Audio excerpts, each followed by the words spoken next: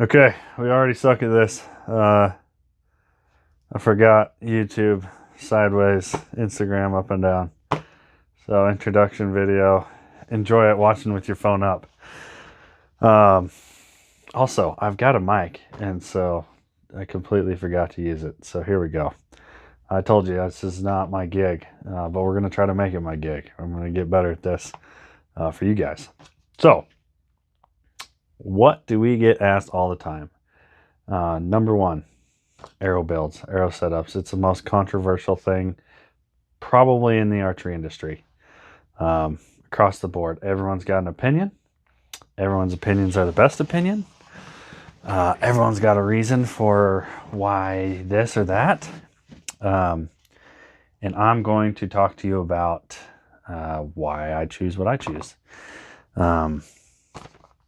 So this year I am shooting the Victory VLR and a 300 spine and my own custom get together there. I think I've got the Adams Precision Archery wraps on there. He makes some good stuff with the alpha vanes in an offset, not a helical. And I do have a reason for that, and I can get into that.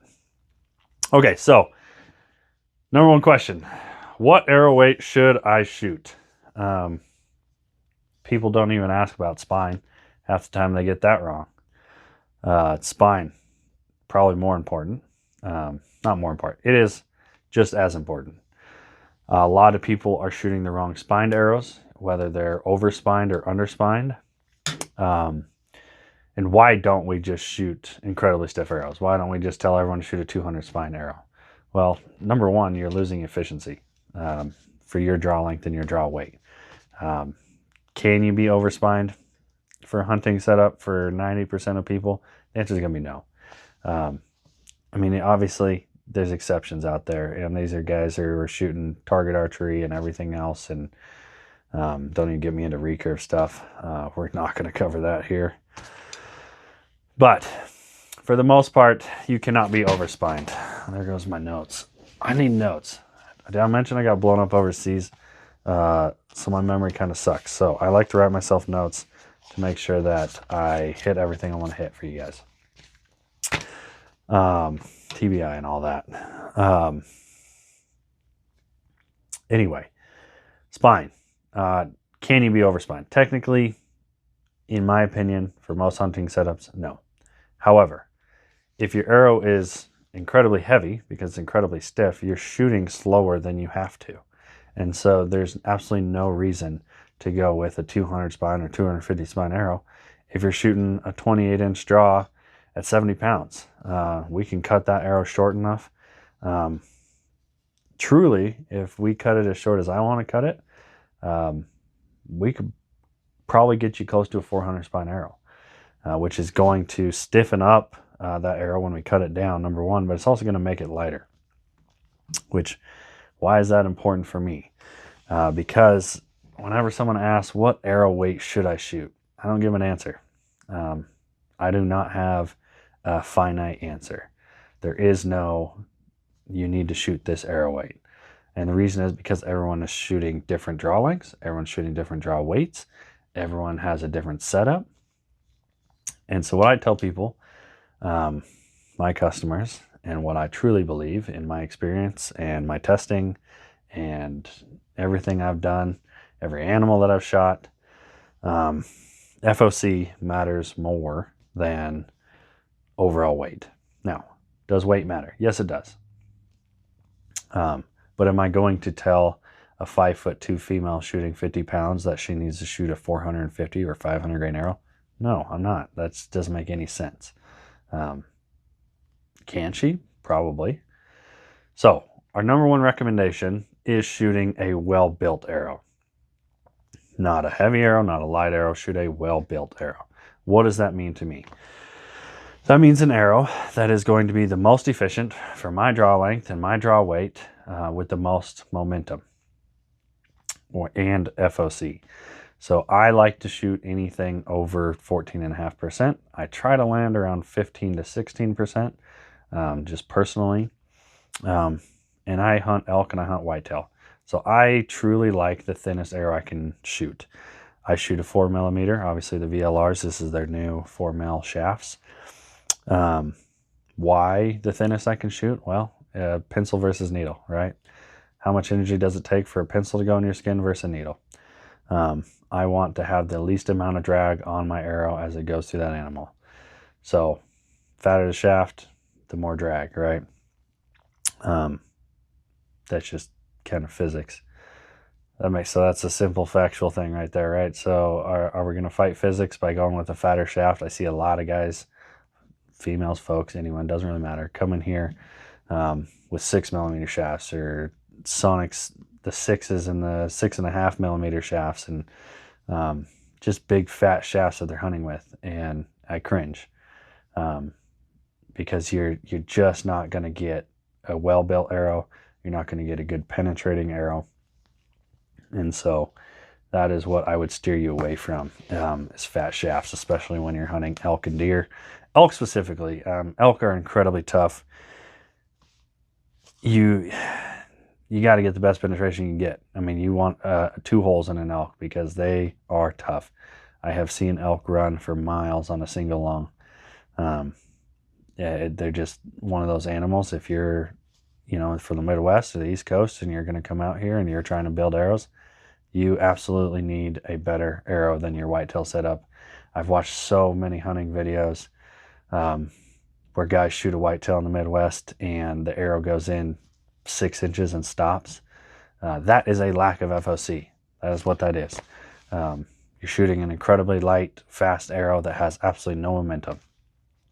So you're not getting any penetration. You're losing all of that momentum on impact. So what happens? You're shooting a shaft, right? You're not shooting a bullet. So foot-pounds of energy changes, right? It is not the same as a bullet. Foot-pounds of energy does not really mean much when it comes to an arrow. What you're actually looking for is what we call slug feet per second, which is just a fancy way of saying momentum. So what is the difference? So kinetic energy, or foot-pounds of energy, is half the mass times velocity squared. So the velocity is squared in that calculation, which means a light, fast arrow produces a ton of energy in theory, in math. But in reality, because the energy is throughout this entire shaft, that math doesn't work. Truly, your mass times velocity is what you're looking for. So this is where when I talk about making a well-built arrow, it matters. Because at some point you're robbing Peter to pay Paul. And what I mean by that is you're losing velocity because you've gotten so heavy that you're actually losing that momentum.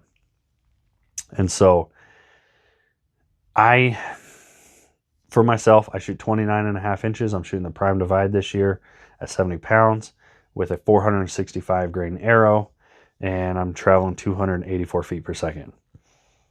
I did a bunch of calculations trying to figure out if I should drop my field point down to a 100, which would put me at 440. And doing the math, and truly I had AI do it for me. I just plugged all the energy into it, or all the data, and it showed me my downstream trajectory.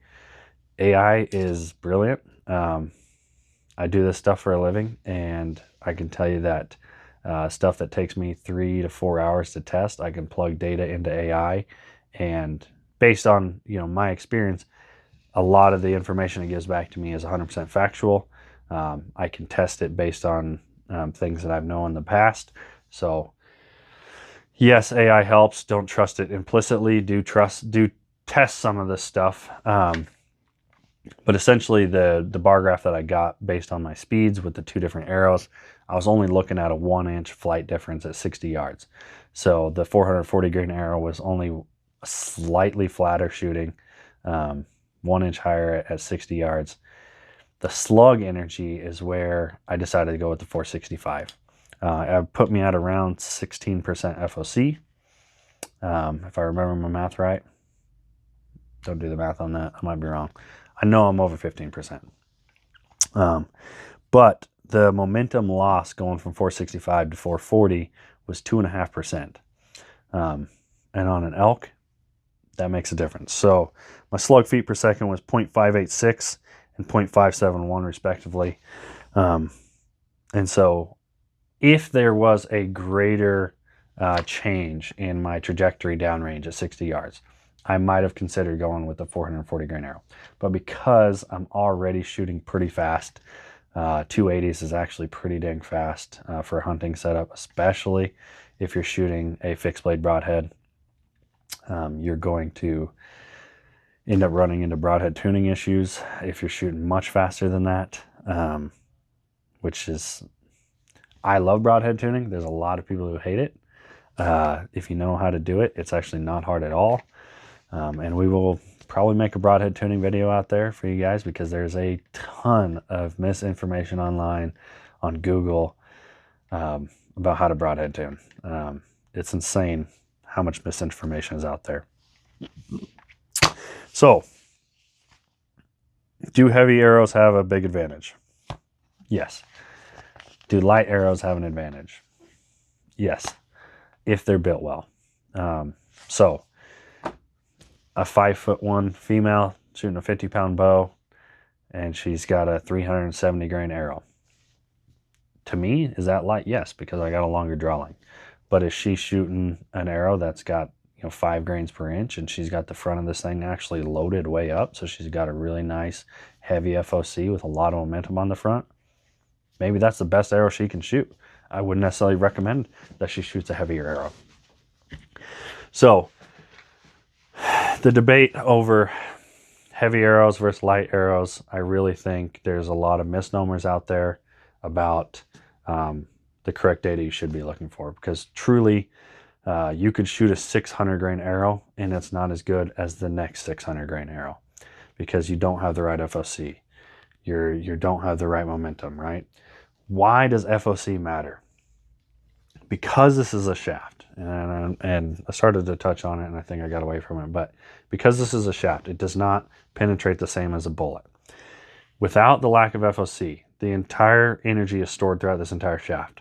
So when it impacts an animal, and this is what I'm talking about when I see an arrow going 6 inches and an arrow stops, what happens is, even though this is all the energy in the world, if I don't have FOC on this arrow, it impacts, and in real time, this arrow is flexing up and down and up and down.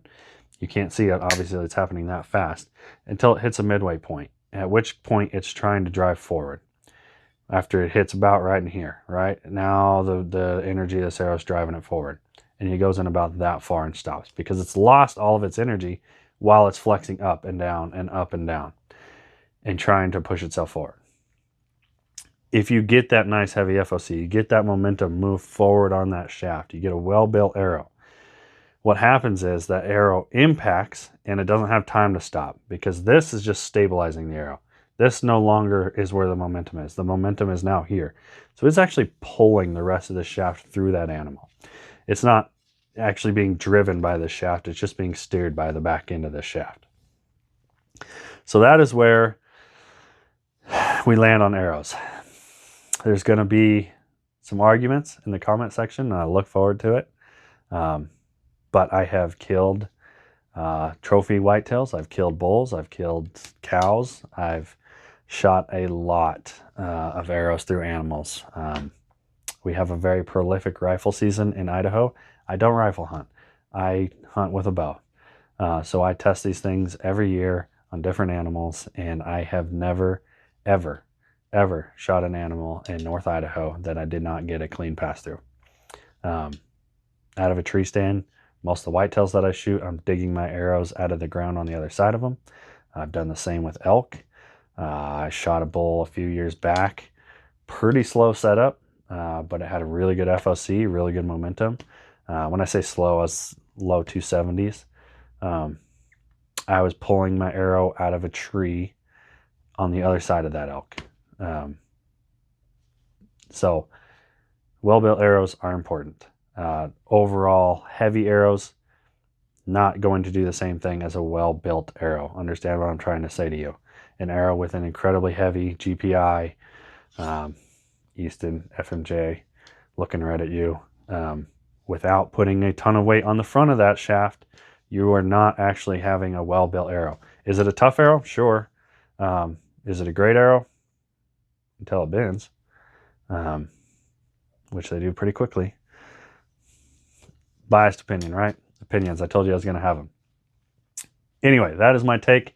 That is what I'm shooting this year. Yes, I'm shooting the Prime Divide this year. I shot the Mach 33 last year, loved it. Shot the Sicario, it's super fast. It's a sick bow, but I'm a tree stand hunter. I need a smooth draw cycle. I sit in the stand for 4, 5, 6 hours on cold days, and that Prime Divide just draws like butter. Holds well, all the things. So if I was just buying a bow for an elk bow in North Idaho, probably gonna go with either the Expedition or the Sicario. But come and shoot them. If you're not local to us, go to your local archery shop, shoot them. Check out our website, northidahoarchery.com. Check us out on Instagram, Facebook. We're on all the things. Hope you guys enjoyed this video. Let us know what you guys would like to see next. Appreciate you.